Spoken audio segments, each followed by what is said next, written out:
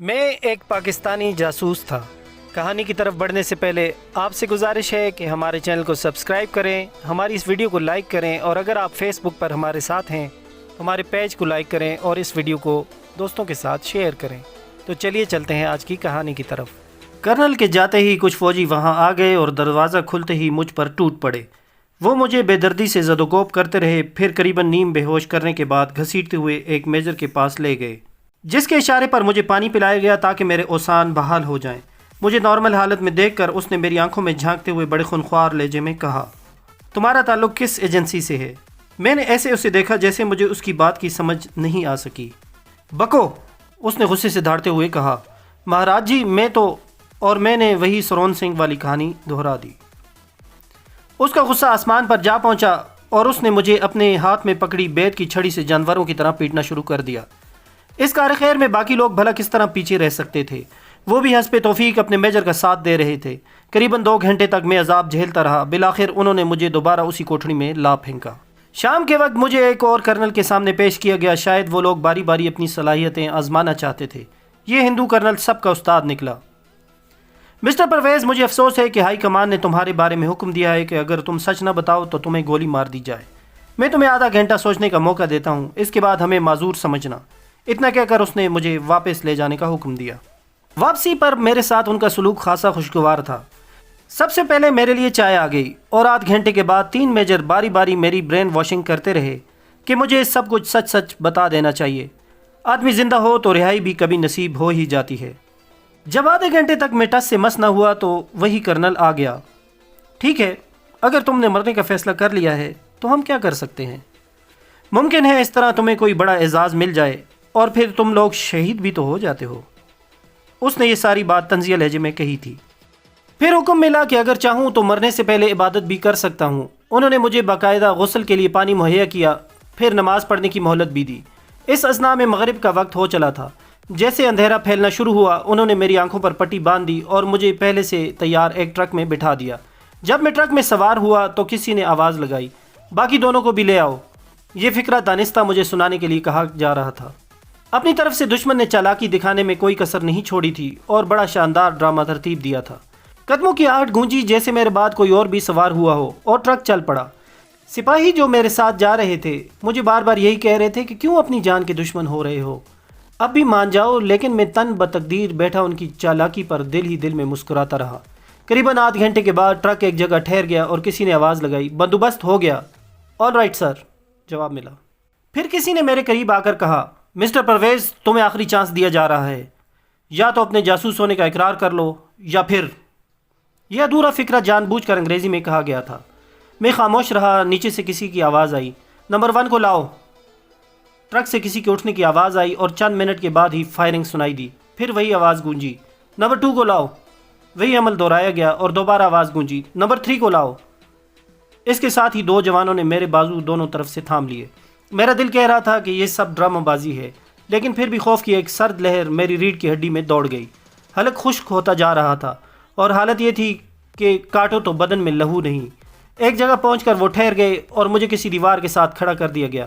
Number 3، تمہیں آخری موقع دیا جا رہا ہے۔ تب میں نے سوچا، اگر وہ حقیقت میں ہے جو اس سے پہلے ہو چکا ہے تو مجھ سے پہلے شہادت پانے والوں کو بھی آخری موقع ملا ہوگا، اور فائرنگ ہونے کا مطلب یہ ہے کہ وہ اپنے عزم پر ڈٹے رہے۔ پھر میں کیوں نہ ان کا راستہ ہی اختیار کروں اور اللہ کے حضور سرخروئی کے ساتھ پیش ہوں۔ اس خیال نے میرا حوصلہ بڑھایا اور میں نے انہیں بجائے جواب دینے کے دل ہی دل میں کلمہ شہادت کا ورد شروع کر دیا۔ تیار جوان، وہی آواز گونجی۔ اس کے ساتھ رائفلوں کے لوڈ کرنے کا شور ہوا۔ اچانک کسی نے چلا کر کہا، سٹاپ۔ کسی کی بھاگتے قدموں کی آواز سنائی دی۔ اسے بھی آئی جی کی روبرو پیش کرنا ہے، اوپر سے حکم آیا ہے۔ آنے والے نے کہا، بڑے خوش قسمت ہو، کچھ دن اور زندہ رہنے کو مل گئے۔ وہی آواز سنائی دی۔ مجھے رائفلوں کے بٹ مارتے ہوئے وہ لوگ گھسیٹتے ہوئے ایک جیپ تک لے آئے، اور جب میری آنکھوں کی پٹی کھلی تو میں ایک پولیس اسٹیشن میں موجود تھا۔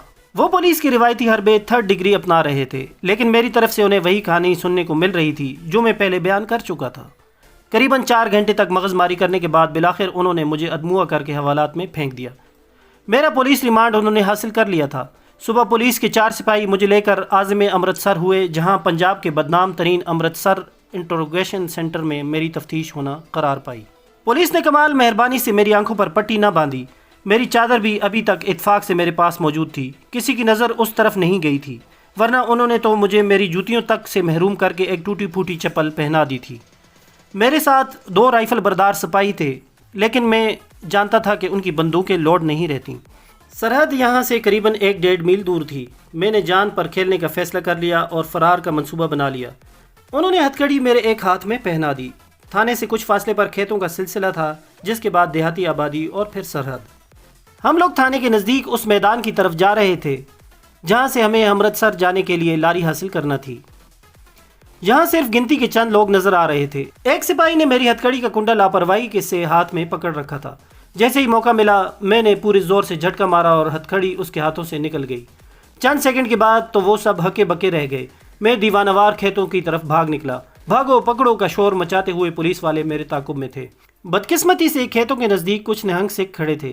وہ چوکنے ہو گئے اور اپنے روایتی برچھے نکال کر میری طرف لپکے۔ وہ میرے اتنے قریب آ چکے تھے کہ جھکائی دے کر نکلنے کا موقع نہ مل سکا۔ میں نے اپنی دانست میں بڑی اونچی چھلانگ لگائی، لیکن ایک نہنگ کے برچھے کی انی میرے ٹخنے میں پیوست ہو گئی اور میں منہ کے بل نیچے آ رہا۔ وہاں موجود تقریباً تمام لوگ پولیس سمیت مجھ پر ٹوٹ پڑے۔ اتنا مارا کہ دوبارہ مجھے ہوش تھانے میں آ کر ہی آیا۔ 2 دن تک وہ لوگ زخمی ہونے کے باوجود اپنا غصہ مجھ پر نکالتے رہے۔ تیسرے ہی روز میری آنکھوں پر پٹی باندھ کر الٹی ہتھکڑی انہوں نے مجھے لگائی اور ایک جیپ میں بٹھا کر امرتسر کو چل دیے۔ انٹروگیشن سینٹر کے باہر جیپ ٹھہر گئی۔ میری آنکھوں پر بدستور پٹی بندی رہی۔ مجھے گھسیٹتے ہوئے وہ لوگ ایک کمرے میں لے گئے۔ یہ کمرہ اصل میں باہر بنا ہوا تھا جہاں ملزموں کا اندراج کیا جاتا تھا۔ میرا چارج ان لوگوں نے وہاں موجود گارڈ کو دے دیا اور چند منٹ کے بعد ہی میں اپنے نئے کسائیوں کی میت میں مذبح خانے کی طرف جا رہا تھا۔ مسلسل آنکھوں پر پٹی بندھے رہنے کی وجہ سے میری کن پٹیاں دکھنے لگی تھیں، لیکن کسی بھی مرحلے پر میں نے ان سے یہ درخواست نہیں کی تھی کہ وہ اس کی گرفت ڈھیلی کر دیں۔ چلنے سے میری ٹانگ کا درد بھی جاگ اٹھا تھا، لیکن یہ ایسی باتوں پر توجہ دینے کا وقت نہیں تھا۔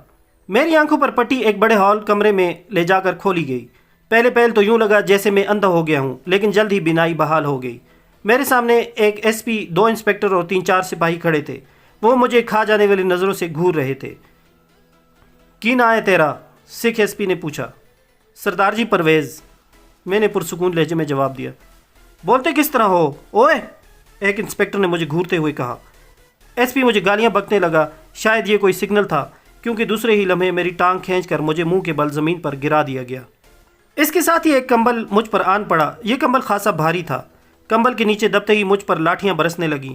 مجھے بعد میں علم ہوا کہ اس سزا کا نام کمبل پریڈ ہے اور ہر نووارد کو سب سے پہلے اسی کا سامنا کرنا پڑتا ہے۔ پہلے تو اچانک کمبل اوپر آ پڑنے سے دم گھٹنے لگتا ہے، پھر اس پر ان درندوں کا بے تحاشا لاٹھیاں برسانا، چیخنے چلانے کی آواز بھی باہر نہیں نکل پاتی۔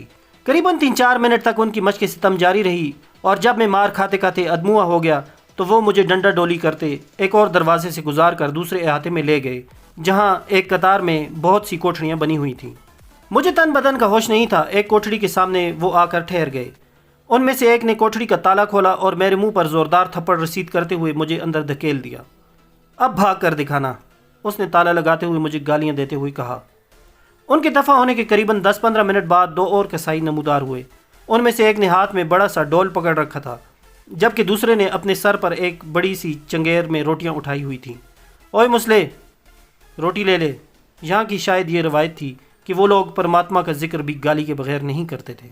میں نے 24 گھنٹوں سے کچھ نہیں کھایا تھا۔ بھوک تو یہاں آتے ہی اڑ گئی تھی، لیکن پھر بھی کچھ نہ کچھ زہر مار کرنے کا فیصلہ کر کے آگے بڑھا۔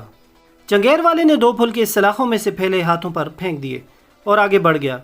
ڈول والے نے ایک لمبی سی لکڑی جس کے آگے ٹین کی ایک پیالہ نما کپی بنی ہوئی تھی ڈول میں ڈالی اور پھلکوں پر دال نما کوئی شے ڈال دی۔